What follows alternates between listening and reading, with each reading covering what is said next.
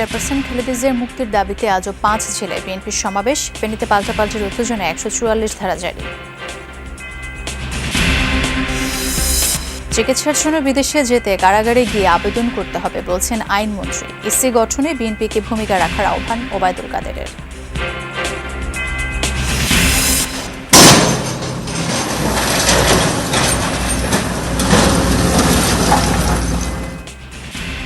আদি বুড়িগঙ্গা চ্যানেল উদ্ধারে নবাবগঞ্জ ও কামরাঙ্গীর চরে জেলা প্রশাসন ও বিআইডব্লিউটি এর অভিযান। গুড়িয়ে দেওয়া হয়েছে অবৈধ স্থাপনা। ক্র্যাবের সেরা রিপোর্টার হলেন যমুনা টেলিভিশনের রিয়াজ রায়হান। সততার সঙ্গে পেশাদারিত্ব নিয়ে কাজ করার উপর গুরুত্বারোপ।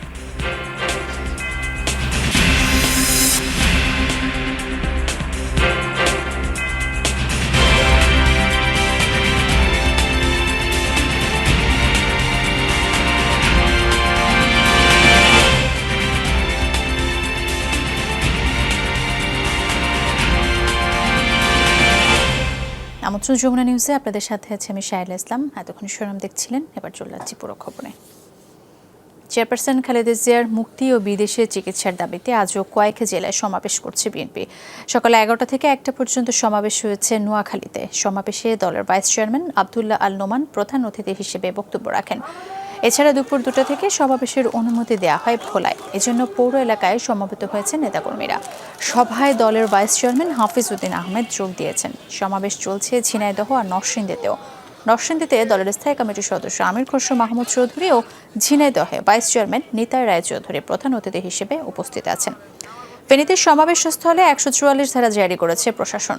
30 ডিসেম্বর পর্যন্ত 32 জেলায় সমাবেশ সহ বিভিন্ন কর্মসূচি পালন করবে বিএনপি ও সহযোগী সংগঠন।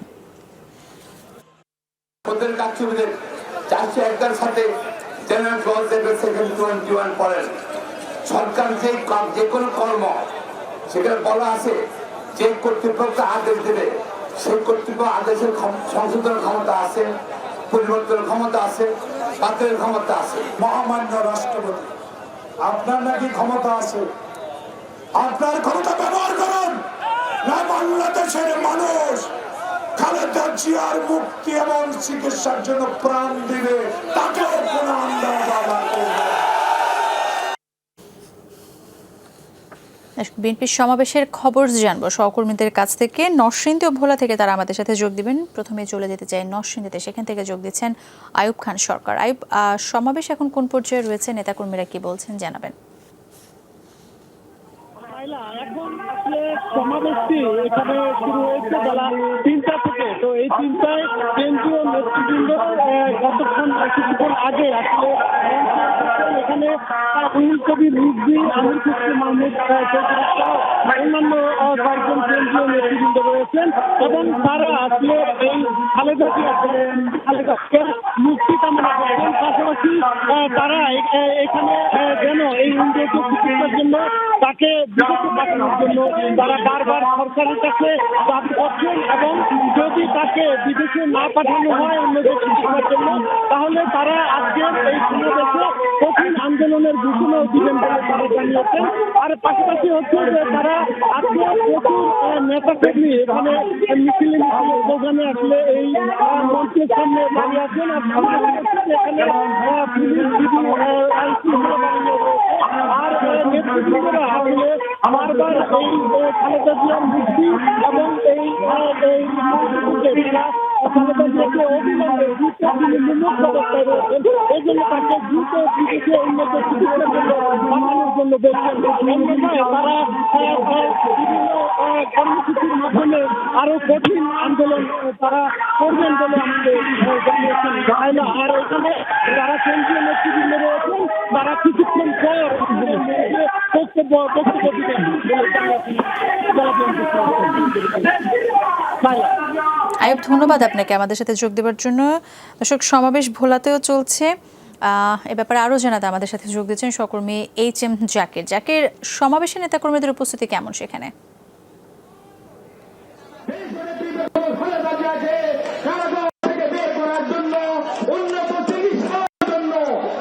আমি শুরু থেকেই বলবো যে বিএনপির যে নেতৃবৃন্দরা আমাদের গণমাধ্যমের কাছে একটি অভিযোগ করেছে যে তারা এক সপ্তাহ আগে কিন্তু প্রশাসনের কাছে, ভোলা জেলা প্রশাসন, পুলিশ প্রশাসনের কাছে চিঠির মাধ্যমে দাবি করে আসে যে এই সমাবেশটি ভোলা সরকারি স্কুলের মাঠে নেওয়ার জন্য।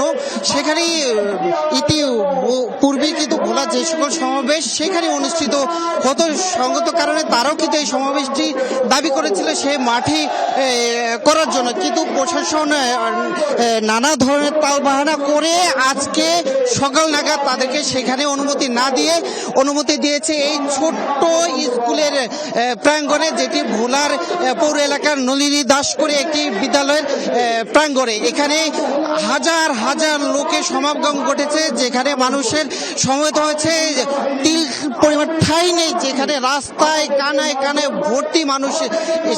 সঙ্গত কারণেই নেতৃবৃন্দরা অভিযোগ করছে যে যদি আজকে সমাবেশের অনুমতি যেহেতু দেওয়াই হয়েছে, তাহলে সেই সমাবেশের অনুমতিটি কেন সরকারি স্কুলের সেই মাঠটিতে দেওয়া হলো না, তাহলে হয়তো এই যে নেতাকর্মীরা এখানে দাঁড়িয়ে তাদের এই বেগ পেতে হতো না, আর ভোগান্তিতে হতো না। আর এখানে মঞ্চে কিছুক্ষণ আগে প্রধান অতিথি উপস্থিত হয়েছে, তার আগে সমাবেশ শুরু হয়ে গেছে। কিছুক্ষণের মধ্যেই কিন্তু প্রধান অতিথি মেজর হাফিজউদ্দিন আহমেদ বীর বিক্রম অর্থাৎ ভোলার 3 আসনের সাবেক সংসদ বক্তব্য রাখবেন। তার বক্তব্য শেষে হয়তো সমাবেশের যে সভাপতি আছে তার বক্তব্যের মাধ্যমে এই সমাবেশ শেষ করবে। তার আগেই আমরা কিছু নেতা কর্মীদের সঙ্গে কথা বলেছি, তারা আমাদেরকে যেমনটি জানিয়েছিল আজকে ভোলার এই সমাবেশের মাধ্যমে তারা জানান দিতে চায় দেশ খালেদা জিয়ার দাবি, এমনকি সুচিকিৎসার জন্য বিদেশে নেওয়ার জন্য তারা যে দাবিটি রেখেছে। এই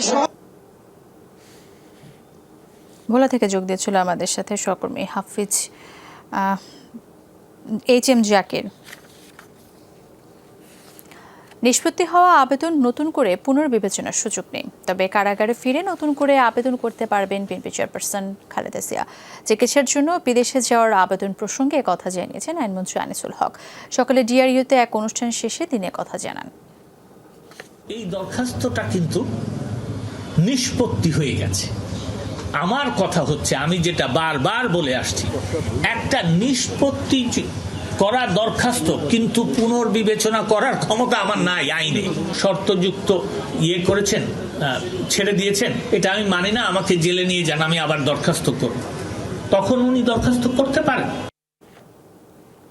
নেতিবাচক রাজনীতি থেকে সরে এসে শক্তিশালী নির্বাচন কমিশন গঠনে বিএনপি এগিয়ে আসবে বলে আশাবাদ ব্যক্ত করেছেন আওয়ামী লীগের সাধারণ সম্পাদক ওবায়দুল কাদের। বলেছেন, কেউ সংলাপে আসুক বা না আসুক, নির্বাচন কমিশন গঠন থেমে থাকবে না।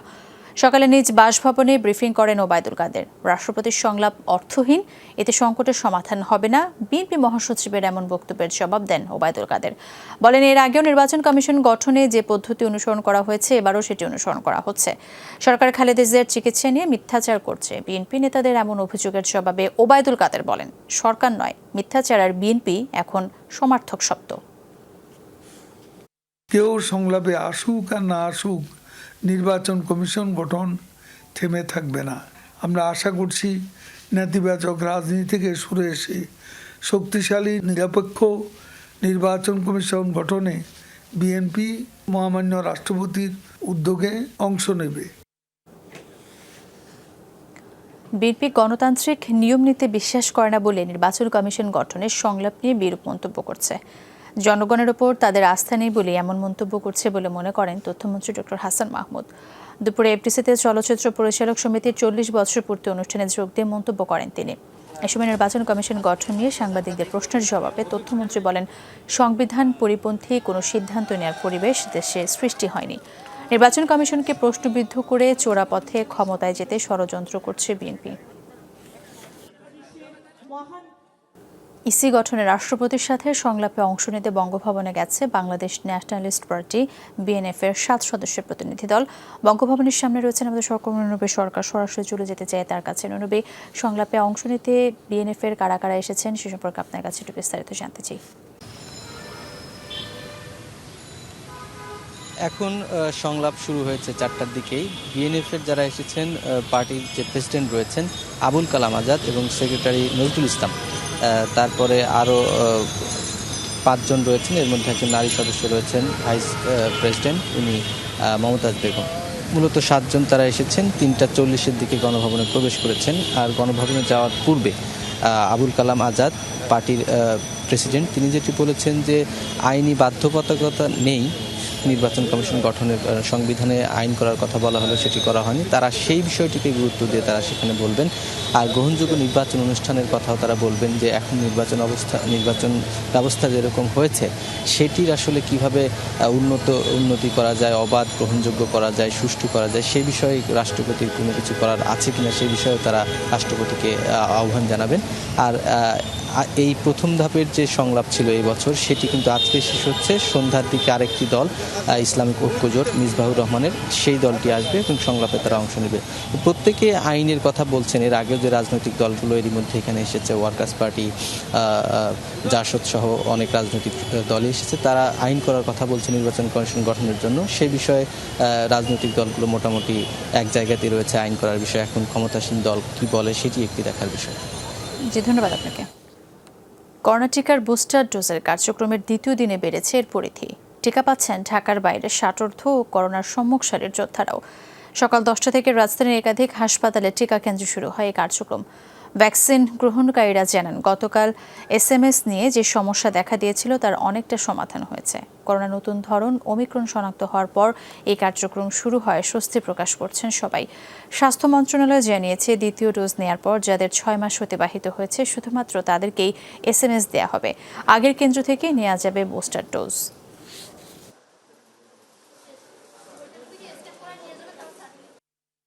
সমস্যা হয়নি। আমরা আসছি যথারীতি রেজিস্ট্রি করার পরে আমাদের কাউন্টারে থেকে পাঠালো ভিতরে, যেখানে বুস্টার দেওয়া হচ্ছে। গেলাম, ওরা দিয়ে দিল। খুব দেওয়ার সিস্টেমটা মহিলার জন্য আলাদা করে সে ব্যবস্থা করা হচ্ছে, পুরুষদের জন্য আলাদা। এখানে কোনো ঝামেলার কোনো কিছু নাই। আজকে বুস্টার ডোজ দিলাম,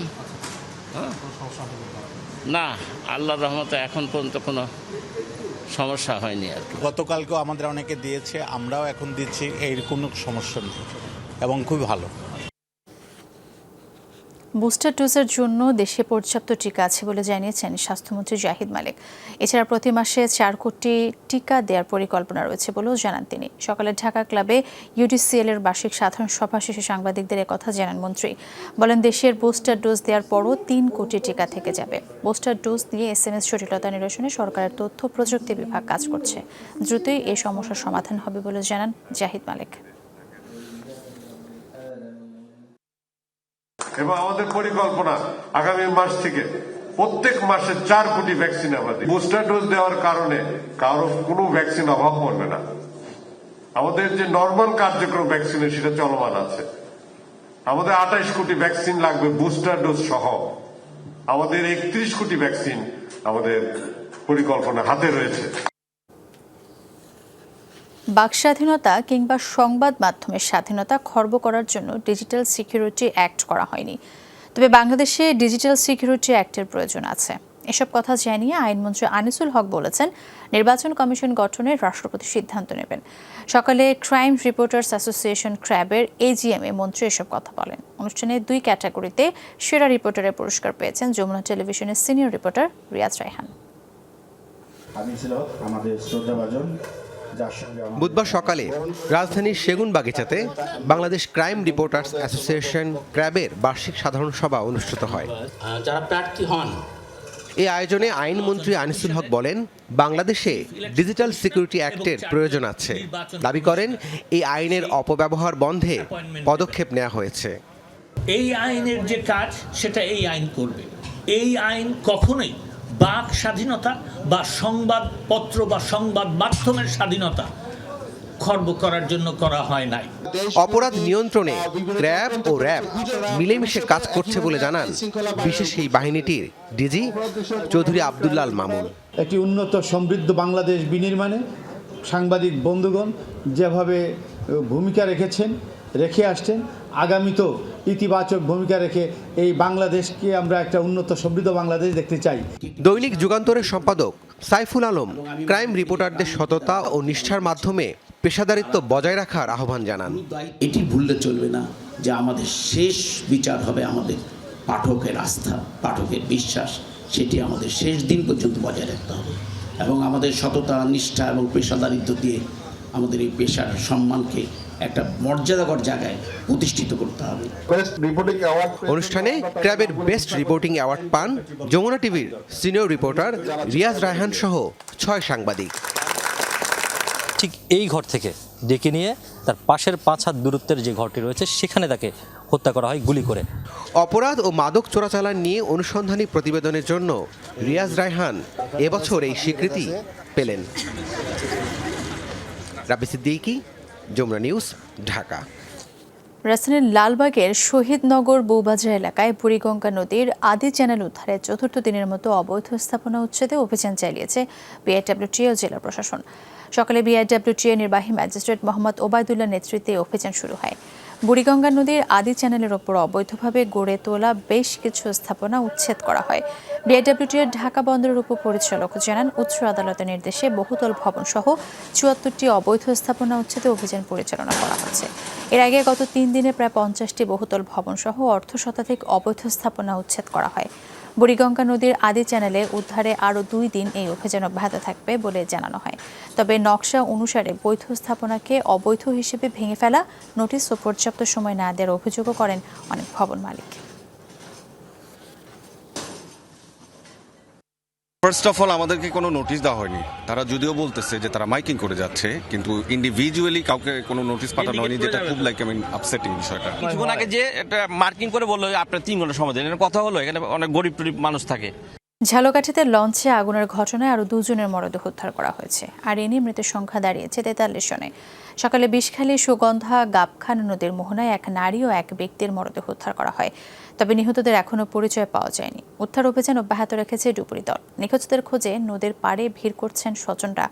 এদিকে নৌ পরিবহনের অধিদপ্তরের 4 সদস্য বিশিষ্ট তদন্ত দল ঝালকাঠিতে গেছে। আগুন লাগা এমভি অভিযান 10 লঞ্চ ঘুরে তারা দেখেন।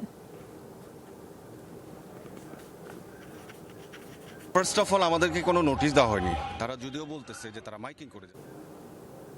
ময়মনসিংহের গফরগাঁয়ের নিজ বাড়ির পাশ থেকে এক কিশোরীর মরদেহ উদ্ধার করা হয়েছে। পুলিশ ও স্বজনরা জানায়, কদম রসুল গ্রামে রাতে নিজ বাড়িতে বোনের সাথে ঘুমাতে যায় মারুফা। সকাল থেকেই মারুফার কোনো খোঁজ পাওয়া যাচ্ছিল না। অনেক খোঁজাখুঁজির পর বাড়ির পাশের জঙ্গলে মারুফার আংশিক পোড়া মরদেহ দেখতে পায় স্বজনরা। খবর পেয়ে পুলিশ মরদেহ উদ্ধার করে। মারুফাকে হত্যার পর দাহ্য পদার্থ দিয়ে পোড়ানোর চেষ্টা করা হয় বলে জানায় পুলিশ।